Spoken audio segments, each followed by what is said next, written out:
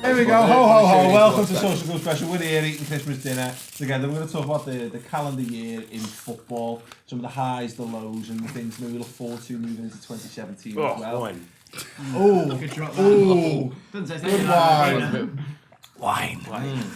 Oh, that's the worst. That is the worst. James, you've carefully hand-selected some key dates from the last year. As a collective, yeah. Yes. We start with Leicester Man City then. For me, that was the moment when everyone would be going, oh, they fall away.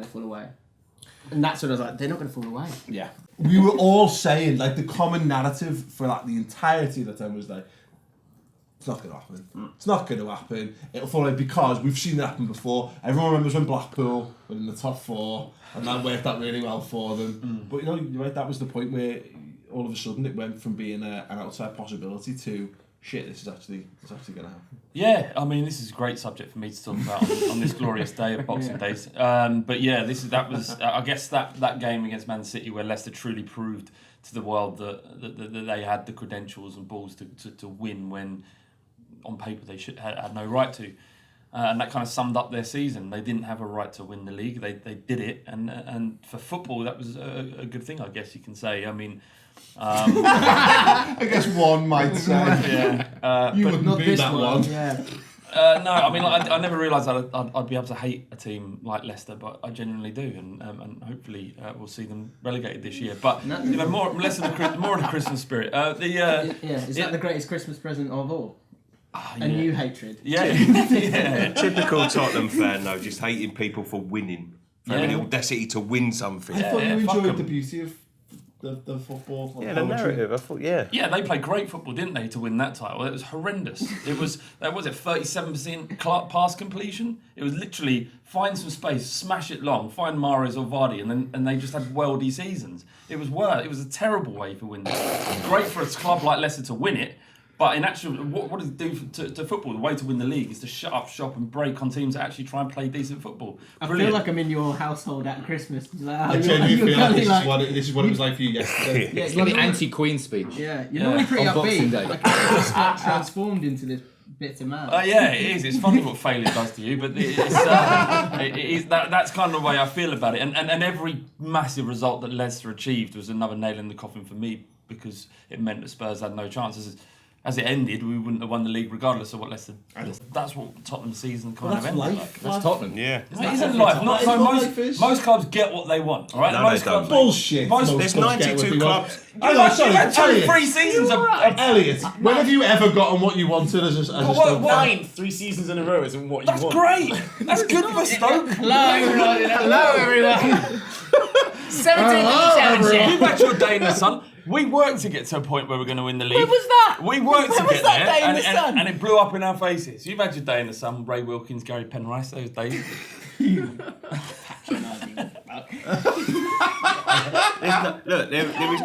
There's not 20 teams in this country. There's 92 teams in this country. You can't say everyone gets what they want. It's absolute bollocks. No football fan. It's fairer to say no football fan ever gets what they want because it's only an elite few who ever really experience success. You know what I mean? Like ultimate success in silverware. There's only X amount of trophies you can win in a season, and more often than not, they're won by these pricks here. So Not in recent years. Not mercifully, yeah. But You've got a brand new big stadium. That's good. That's worked out brilliantly. Yeah, it's worked out spectacularly. That's exactly what I wanted. Is that what you were doing in that sort of 20 seconds of quiet, looking down for a second? How can I get this away from me? Amazing. With Klopp, you started to be able to believe, and that must have been a night where it kind of like. Correct. Yeah. So went to a different we'd had a level. couple of years. A few years where we've fallen out of where we perceive ourselves to wanting to be. We had a couple of years in Europe, alternating to some extent. And under Brendan Rodgers, we'd had a game against Europe, and I can't even remember. It was some Russian team. We played them, and it was like, we need to pull a win out here at Anfield. It could be one of those nights, European nights at Anfield, under the lights, and we just fucking got beat. We didn't go through, and that was one of those where I was working away when we beat Olympiacos in the to 2005 win the Champions League that year. Didn't get to go to Istanbul. So to actually be there, I've seen some great wins at Anfield, but to see that, you know, like the way it went, where we were on top, and then within like 15 minutes, it looked like we were completely fucked, and then to get back into it, and then like Dejan Lovren, like a fresh salmon out of water, getting up, Such a ridiculous who Speaking shouldn't of have fresh been, salmon. who shouldn't, That's a shitfish. not horny, is that what that's telling it? But yeah, to be able to pull that out the bag and to be there to physically experience it. The only disappointment was I remember saying I kind of don't want. We needed to win the whole competition so that we could look back on it the way we look back on some of the great games of the past. Whereas I still think we will, but it's one of those I don't think it'll be remembered in 10, 15 years time. Yeah. Because unfortunately we didn't quite go all the way. You know. I'd already conceded the fact that we weren't going to win the league after you draw against West Brom at home. We were kind of 12 points behind or something like that. It was insurmountable, but mathematically we were still in it. Do you remember that night when you could have gone top? Yeah, West Ham. Oh, was it? Yeah, and against Arsenal as well. See, this is what I'm saying is the gods are against me and Tottenham. Against West Ham we could have gone top. Against Arsenal we were top for 6 minutes.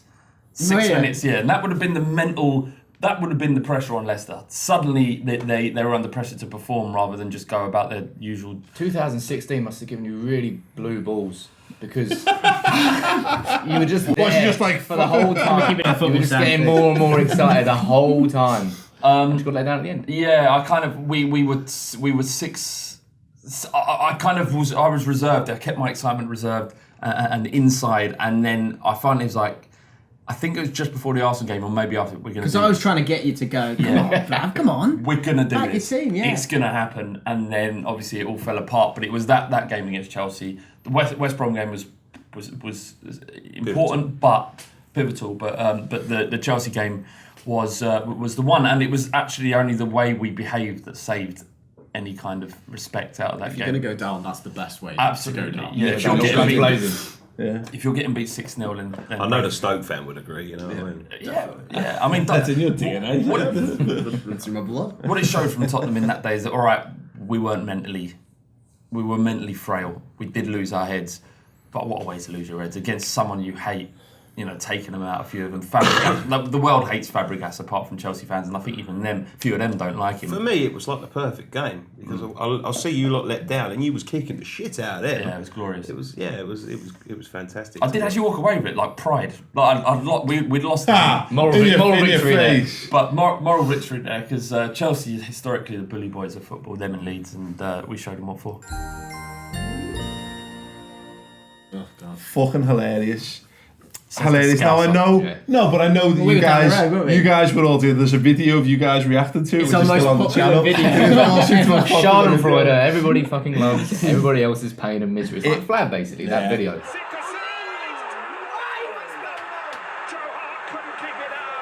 It's just England. It's so England. So predictable. And and the fact that it was Hodgie as well, and the fact is that I don't like saying I told you so, but we fucking told you that he was dreadful, and we said it, and to It's see easy it to be there, pessimistic about. well, particularly about anything. Roy Hodgson, absolutely, yeah. But I'm not. I'm a total glass half full person, but like Roy Hodgson is fucking horrendous, and it was a travesty that he got that job because it annoys me because it's a waste of Liverpool players. You know, I'd rather if Liverpool players weren't involved. Just when you see like Liverpool's goals, those tournaments, you think, go on, this will be good for them. This on the big stage, no, it's Roy Hodgson. Roy Hodgson. Well, imagine if all of your players were involved. and all took the blame for everything. You really hated 2016. Yeah. It's been horrible, We didn't have the summer I felt off. great before this.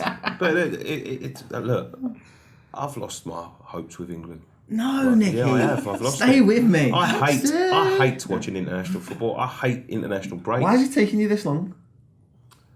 It don't know. suckers you back in every time. Yeah, I don't know. Yeah, you'll be because back. There was You'll one. be There, back. no, but there was one time when we had half of a chance. We had a good team. We had good managers, and now it just gets worse and worse and worse. And look, 2016 is the year we've had 3 England managers. For God's sake, do you know what I mean? Who's the best? Allardyce, 100%. 100% record, mate. You never defeat him. But no, it's just. I mean, look at the manager now. Look at who the manager is now. You think Hodgson was bad? Yeah. Would you want Gareth Southgate as your club manager? I don't see that. Like, I'm video stuck purposes. with England. I'm stuck with England. So like, It's another game. them. It's like being a QPR fan. There's another game. Get on with You it. don't defend The your indefensible. mum's abusive partner, do you? You don't defend him. But listen, he managed to. Tim was perfectly respectable. Yesterday at dinner, he was fine. Yeah. He's a good man on the inside. He hasn't got too many winter spices. And he bought James a DS and a 3DS, and everything's fine now, so it's cool. Yeah. There's no doubt that was embarrassing. Losing to a team like that was the game of the tournament in that sense, because we were in quicksand. Mentally, we were just. It's a fairy tale for Iceland, Incredible because for it them, wasn't even supposed to get through the group stages. But at the end of the day, this is what I'm saying about international football. It's supposed to be the pinnacle. It's supposed to be what the league's about. It's supposed to be what playing in the top league's about. It's supposed to be, the top manager and the top players. And Gareth Southgate, man. It kind of defined the tournament to Russian fans' behaviour, especially against England in that first game when you was out there, James, and you went out there. I remember the night before, and we were talking about what you should cover and how you should approach it. And I was like, just because it's Marseille and there's been problems before, there might be trouble. And you was like, oh, no, I'd be all right. Because you love football. You love the festival of it. And most people do. Most people do it. And obviously the last thing you wanted, or I wanted, or anyone, is for you to go into what would be kind of like a battlefield. Yeah. And you was on the train and I rung you and went, It's kicked off. yeah, it's kicked off. Yeah, it's fucking And he was like, what? I'm not even on the train. Yeah, it was amazing. But you went out there and done an amazing piece of reporting. And what was interesting about it, what's so great about channels like Ball Street, is we're able to tell the story of what's happening on the ground before newspapers are allowed to, because the story that was being put out that you didn't know was England fans had kicked off again. Yeah. And actually the story which you told on that night was actually, it's very different to that. England fans are there, enjoying themselves, having fun. People come and have a go so they defend themselves. Fight back, and then there's the tear gas and there's the headlines for everyone. In the moment of it, so the opening game, we're there and everyone's having a drink and all those things, is you see it, because you've seen the snapshots from the headlines so many times. In the actual moment of it happening, my head always went, Yeah. because I could see, because the Russian lot were charging the English lot. You've got English lot going shit, picking up a chair and throw it, and you've got it. Press have got it. They've got that picture that they need. Yeah. Spin it round. And look, I'm not saying English fans are completely innocent in a lot of things, but on this occasion, and you're right, that is the lucky thing with Ball Street. We don't really have that agenda. We were I don't think just that's saying what we saw. Do you remember to shout journalist really loud? Yeah, I'm just running. In all running around seriousness, like a I think that's why the mainstream media do hate fan media and fan run media, because we're telling the story before they get a chance to put their spin on it. So by the time it comes around to the morning and they're saying, look at the England fans again, everyone's like, that was the Russian fans, mate, because I see that on Facebook last night. Yeah. What was the Man United highlight of this? Well, that was easy. That was the FA Cup. I mean, 2016 for Man Which United. you called the garnish. The garnish of a team season is the FA Cup. We've won that. It's been over There's a your decade. fucking garnish. Damn it. And you hate me for it, and I'll stand by it, because Man United should be winning league titles. That's what we've built our success on in the last. So not just in the last 3 decades, but really under Fergie. That's where we've won 13. So another big out of moment was 20. Jose coming in then, right? Yeah, well, we've gone from 2016, 15 December, we lost 4. Then it was 4 months of terror under Van Gaal, then he got sacked. And then Mourinho obviously came in the summer with Guardiola, the Battle of Manchester, which has really kind of gone flat so far. But then we had won the FA Cup, and it was a wonderful occasion. And Anthony Martial's goal in the semi-final against Everton, last-minute winner, was probably the moment of the season. But going forward, United now under Mourinho, I'm feeling far more confident. I know you're all going to try and pick holes in me, but I'm not going to say a bad word.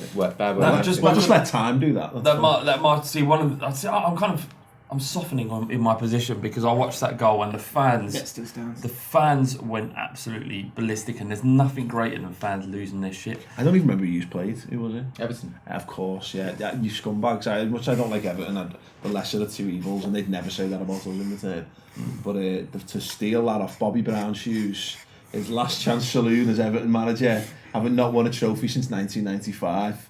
Pathetic. I would say if I was choosing West Ham's moment of the year, it was the defeat to, I can't even say their names, the Europa League game. Not a good one. Yeah, but that's when the moment anger... of the year. No. My moment of the year for West Ham. Oh, right, that, okay. because You're right, one up merchant. You are, mate. I don't think he's going to have it. Stick it. one left. There's one left. West Ham fans, are you having that as your moment of the year? James has given it to you, so fuck you. What is it? What's your... No, my point is that's where the anger proper started. From the last few months. You're making it worse. It's a key moment. It's a key moment. A good thing that's happened for West Ham. I don't care. Let's About key moments of the year. I'll tell you what we'll do. We'll good talk and about the bad. good and we'll talk about the bad. Yeah, that's fine. All right, so the good was obviously the last game at the bowling. Yeah, It was a magical night, fairy tale night. The taxis on the pitch. What? Forget all that. I'm talking about the game. Everybody, The game. it's Marlon Hammond! Let's go up to the stands and speak to Anton Ferdinand, the lesser of the two Ferdinand. Florin Ratatouille. Ili Dimitrescu. Mark Burgess. No, I mean, that was a load of nut. But you're talking about the football, and it didn't really dawn on me on the night about the occasion. You know, I left the stadium quite promptly because I was like, watch that shower shit, and I was like, walked out, and that was it. You know what I mean? And it's only in the last, well, since we moved into the new ground actually, that I think, you know, I think back to how special that place actually was, and it wells me up sometimes thinking about the place. You know, thinking about especially that last night where it was, Especially after they blew up part of it for the film. yeah. I mean, and to see and to watch Stick a man sort when of he's down like. there.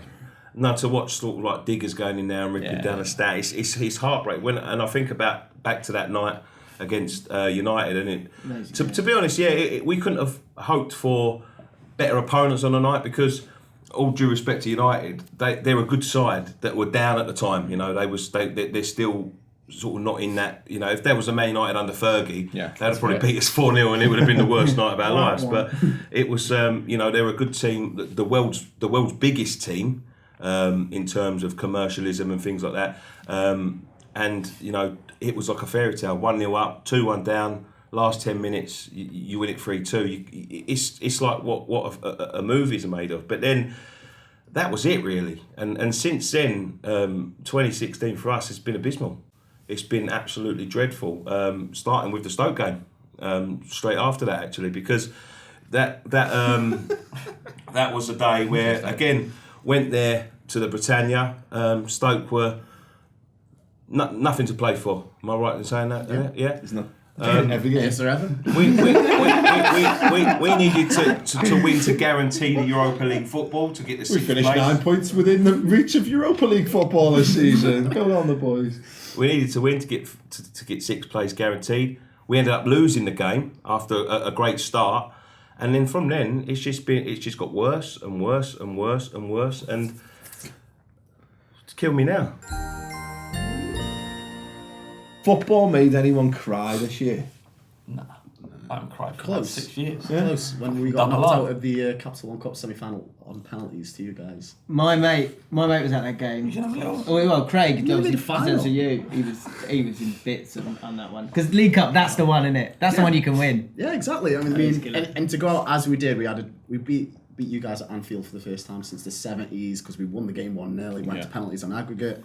We put in such a good performance, and then to take it that close to the wire, Lucas scored as well after he fucking celebrated in front of all of us. Beating Wales, being in the fan part for England-Wales, because I still do like England, winning in that last minute, the kind of relief of it got you kind of, and the joy, just seeing the joy around you. And there's nothing better than just hugging a random bloke because you've got a common goal.